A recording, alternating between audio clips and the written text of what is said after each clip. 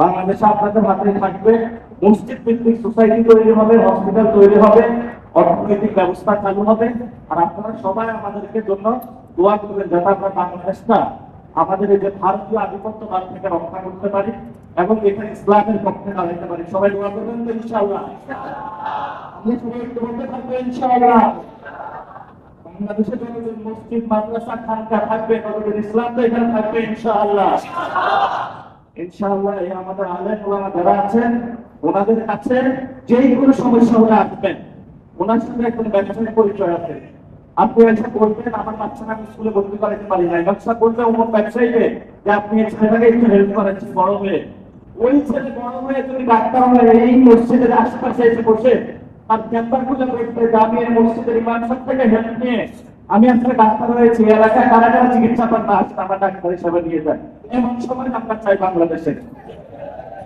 সবাই দোয়া করবেন, আপনাদের একটু সময় নিলাম, সবাই সুন্দর দৃষ্টিতে দেখবেন।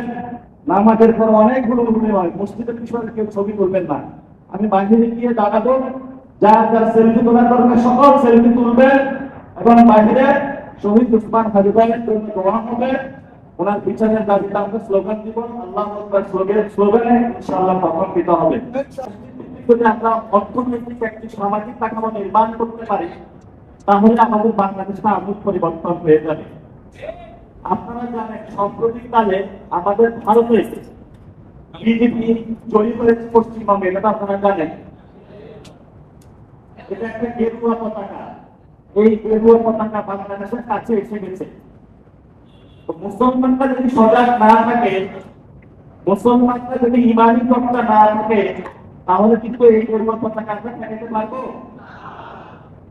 গত 15 বছরে অনেক আলেম ওলামার উপরে নির্যাতন হয়েছে, অনেক মানুষ অনেক কষ্ট ছিল।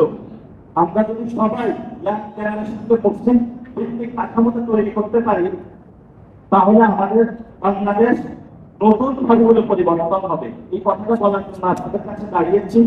খবরের কাগজ, নিখাত, নির্ভীক, নিরপেক্ষ।